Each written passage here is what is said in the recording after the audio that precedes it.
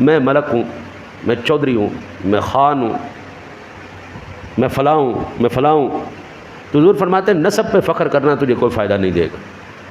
عمل نے پیچھے کر دیا نا، نماز نہیں پڑھی، روزہ نہیں رکھا، احکامات پر عمل نہیں کیا، کوئی بات نہیں مانی، تو جو مرضی ہوتا پھر.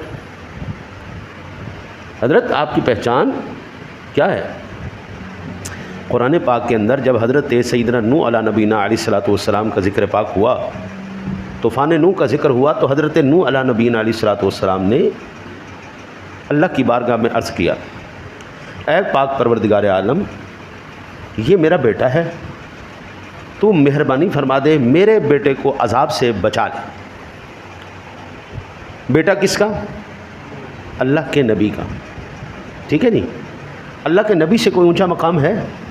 نبوت سے اونچا مقام تو کوئی نہیں نا، نبوت سب سے اونچا مقام ہے. پھر نوح علیہ السلام